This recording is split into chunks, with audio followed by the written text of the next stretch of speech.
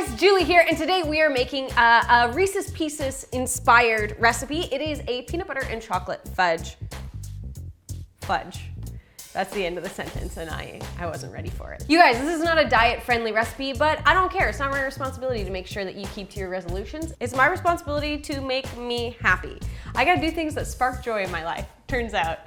Anybody? Marie Kondo? Anybody watching that series? It's so good. So let's just dive straight in. You guys, this is really simple. I have got a rectangular vessel. You wanna grease it with a little bit of non-stick spray and then pop in some parchment paper. I like using these clips because it keeps it down as I'm like finagling and pouring the fudge in. I'll eventually take them off and you'll see. If you keep watching the video, your questions will answer themselves. So let's move on to the first layer, which is our chocolate fudge layer. It's really just combining 1.5 cups of semi-sweet chocolate chips. I have got, I would say 7 ounces of sweetened condensed milk, which is roughly half of one of those cans. And then a couple tablespoons of butter.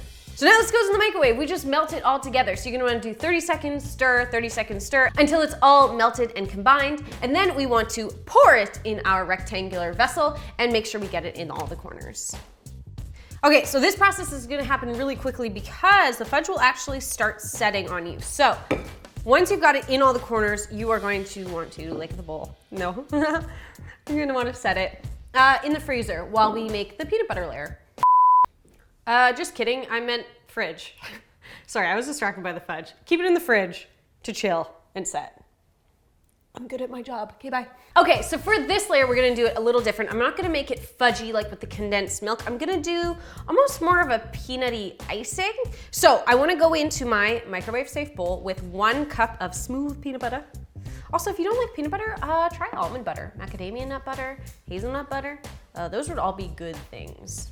I've also got 1 cup of actual butter. Did I mention this is not good for you?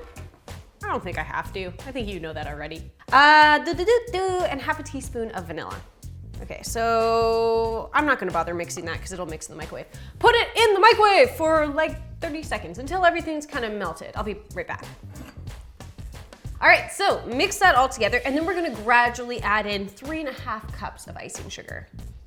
So as you're mixing it, if it becomes too thick or it's kind of crumbly for the whisk, you can switch over to a kind of more stiff spatula or you can use a hand mixer. That's also really easy. All right, so it's gonna turn light in color and it's gonna be kind of nice and fluffy. This is also a great recipe if you wanted to just pipe it onto cupcakes.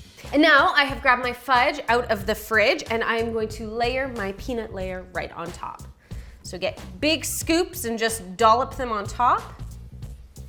And then what I like to do to make sure it gets all nice and flat and level on the top is I'm gonna use an offset spatula and just gently guide it into the corners and flatten everything out.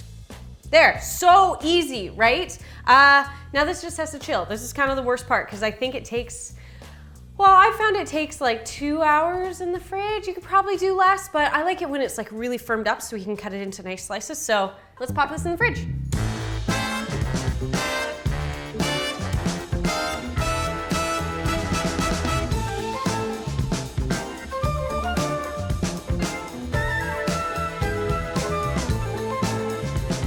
Well, there you have an awesome and simple recipe for some homemade peanut butter chocolate fudge. Thank you for watching. If you do get a chance to make it, I would love to see a picture.